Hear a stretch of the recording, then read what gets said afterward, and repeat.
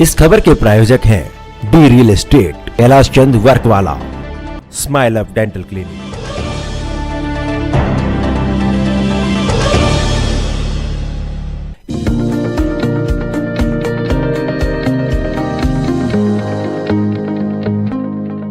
नमस्कार, आप देख रहे हैं डीकेपी न्यूज और मैं श्रुति दुबे। दिल्ली के एमसीडी के चुनाव को मलकागंज वार्ड 12 की भारतीय जनता पार्टी की प्रत्याशी रेखा अमरनाथ का एक्सक्लूसिव इंटरव्यू सबसे पहले दिल्ली का प्रतिबिंब चैनल पर। संवाददाता सुमीत भोजगी और कैमरामैन धीरज कुमार के साथ। आज हमारे साथ हैं मलकागंज वार्ड से भारतीय जनता पार्टी की प्रत्याशी रेखा अमरनाथ जी। आपका बहुत बहुत स्वागत है। धन्यवाद। रेखा जी, आपको टिकट दी है पार्टी ने, एक सच्चा प्रत्याशी चुना है। हालांकि यहाँ पे एक माना जाता है कि भारतीय जनता पार्टी के सभी प्रत्याशी काम करने वाले हैं। क्या कहेंगे सबसे पहले पार्टी के लिए कुछ बोलें? देखो, मैं तो पार्टी का बहुत बहुत धन्यवाद करती हूँ जिन्होंने मेरी मेहनत और मेरे जो है पापा के जो संघर्षों का जो फल मुझे दिया है। मेरे पापा जनसंघी थे, तो एक तो उनकी मेहनत हुई, उससे साथ साथ मेरी मेहनत का भी जो है मुझे आज फल दिया। मतलब मैं कहती हूँ कि मैं हमारी पार्टी ऐसे कि जो पुराने कार्यकर्ता जो मेहनत कर रहे हैं, एक ना दिन उन्हें वो चांस देती है। और आज ये चांस मुझे मिला है, ये गोल्डन चांस है मेरे लिए। तो ये सीट भी मेरे लिए जीतनी बहुत ज़्यादा संघर्ष और कहते कि बहुत लंबे टाइम के बाद आज जो है ना यहाँ पर हमें ये सीट निकालनी है। और इसके लिए हम पूरे दिल से और मतलब कि तन मन धन से हर तरह से हम प्रयत्नशील हैं। मलकागंज के मुद्दों की बात करें तो किन मुद्दों पे आप लोग लेके उतरे मलकागंज के? देखो, मलकागंज में वैसे मुद्दे तो सारे ही हैं। यहाँ पर सीवर जाम रहते हैं, सीवर सड़कें भरी हुई हैं, हमारे घर के सामने ही सड़कें भरी हुई हैं। और उसके साथ साथ लोगों की पेंशन नहीं आ रही है, इलाज नहीं है, लेंटर माफिया चल रहा है। यहाँ जो पार्षद है वो पर लेंटर जो है 1-1 लाख रुपए लेती है। और भी जो है लोग जहाँ पे भी जाते हैं बुजुर्ग कहते हैं जी हमारे घर के देखो ये नाले खुदा पड़ा है, हमारे घर में ये पानी की समस्या है। मतलब वो ये देख लो, यहाँ पे मलकागंज जो है समस्याओं का एक घर बन चुका है। यहाँ पे कोई भी ऐसी चीज़ नहीं है कि कोई ये कह दे कि जी हमारी ये वाली समस्या ख़त्म हो गई है। मतलब समस्या ही समस्या, यहाँ तो लोगों का हाहाकार मचा हुआ है। हम जिस घर से ही पूछते हैं कहते हैं कि यहाँ पर अब निगम पार्षद ने जो यहाँ की गुड्डी देवी जाटव है, उसने जो है सड़कें वो गलियाँ खुदवा के फेंक दी लोगों को दिखाने के लिए कि नाले डल रहे हैं। वो नाले वो मुहूर्त किया, वो नाले वहीं के वहीं जो है उबड़ खाबड़ ऐसे वहाँ लोगों के एक्सीडेंट होते हैं। लोग बुजुर्ग लोग हैं, उन्हें आने जाने में परेशानियाँ होती हैं।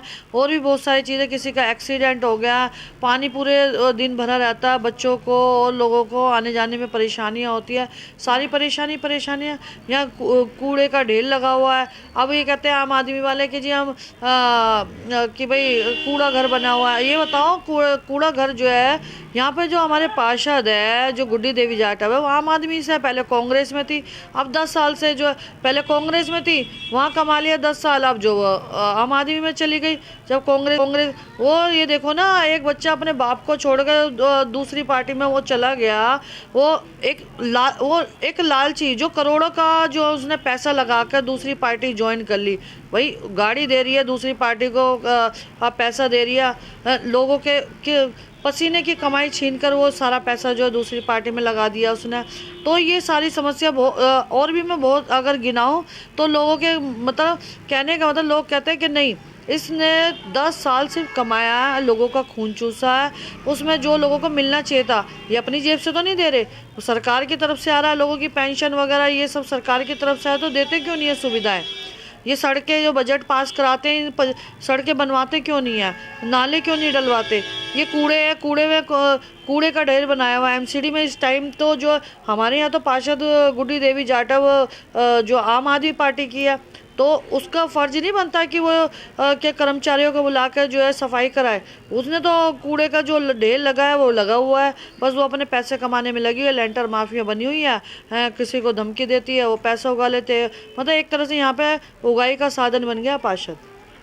बात करें हम आपके पिताजी की, स्वर्गीय अमरनाथ जी की, एक समाज सेवी भी थे, साथ ही साथ पार्टी में एक वरिष्ठ पोस्ट पे थे, नेता थे, तो उनका यहाँ पे एक बहुत अच्छा नाम है। क्या कहेंगे उनके बारे में कि पापा के नाम का, हालांकि देखो हर किसी को फ़ायदा मिलता है, तो पापा जी के उससे क्या कहेंगे आप? नहीं, मेरे पिताजी जो है जनसंघ के टाइम से पार्टी से जुड़े थे। और जब एक टाइम था जब यहाँ पे हमारी जो है 2 सीट भी नहीं निकल पाती थी, तो हम मेरे पिताजी उस टाइम पे झंडा उठा के चलते थे, और उनके साथ बहुत सारे कार्यकर्ता ऐसे थे जो अभी भी हैं, वरिष्ठ हैं, और उन्होंने पार्टी को खड़ा करने में अपने दम। मैं भी जब छोटी थी तो मैं बचपन से उनके साथ लगी रहती थी, झंडियाँ बनाना, पोस्टर लगाना। तो हमारे पापा ये नहीं मना करते थे, हमारे पापा और खुश होते थे कि मेरे बच्चे भी उसमें फील्ड में लगे हुए हैं। हमने अपनी इच्छा जाहिर की तो हमारे पापा ने हमें कि भाई हाँ ठीक है, पार्टी का काम करो, क्योंकि हमारी पार्टी राष्ट्रवादी पार्टी है, और हमारी पार्टी का एक ही मुद्दा हुआ है कि सबका साथ सबका विकास। और हमारे सबसे बड़ी बात यह है कि हमारी पार्टी जो है देश के विकास को लेके चल रही है। कहाँ हमारी पार्टी जो देश को दूसरे देशों में जो है इज्जत से नहीं देखा जाता था, सर हम उठा के नहीं चल सकते। आज हमारे मोदी जी ने जो है हमको सर उठाने लायक बनाया, हमारा देश जीत रहा है, उन्होंने हमारे देश के लिए सब कुछ कर रहे हैं। तो अब आपने पिताजी की जैसे बात की, यही मेरे पिताजी का सपना था। हाँ, मुझे अपने पिताजी के जो संघर्षों का ये आज मैं जहाँ भी जाती हूँ तो उन्हें ये कि हाँ नहीं, अमरनाथ जलीवाली जी की बेटी है, ये हमारी ये आनी चाहिए। क्यों? क्योंकि इनके पिताजी ने बहुत ज़्यादा समाज सेवा की है, सभी पिताजी ने बहुत ज़्यादा समाज सेवा की है, सभी समाजों को एक साथ लेके चले हैं।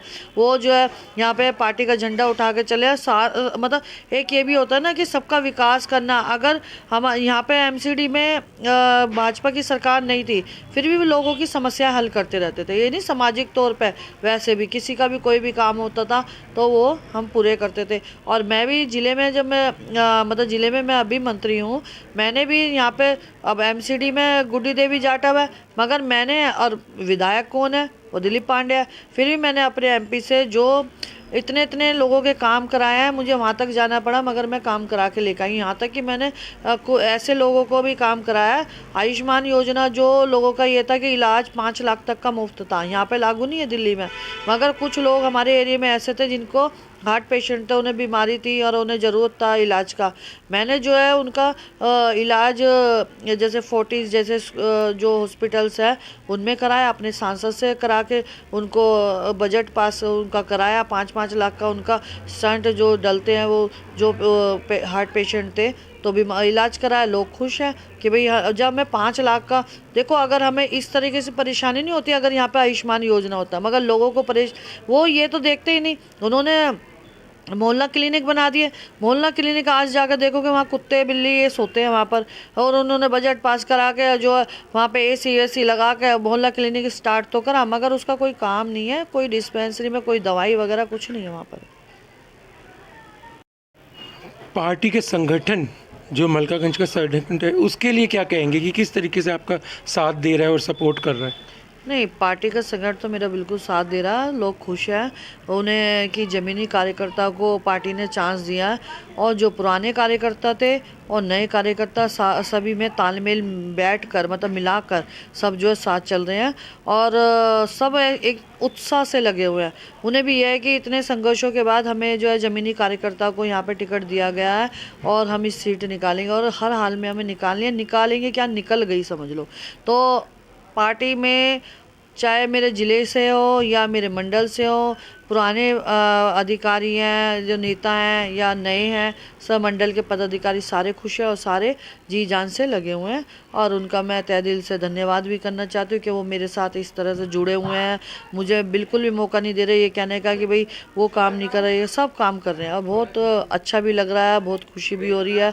बस मैं तो उनसे ये कहती हूँ, देखो सबका, मेरे लिए भी और पार्टी के लिए भी एक हमें जो चांस मिला है, और सबका मैं धन्यवाद भी कर रही हूँ कि भाई हमारे, अब देखो एक उनका भी वो है कि भाई हमें अपनी पार्टी को आगे बढ़ाना है, और भगवान जो है हमारे साथ, भगवान क्या हमारी जनता भी हमारा साथ दे रही है, भगवान भी साथ है, सब फतेह होगी।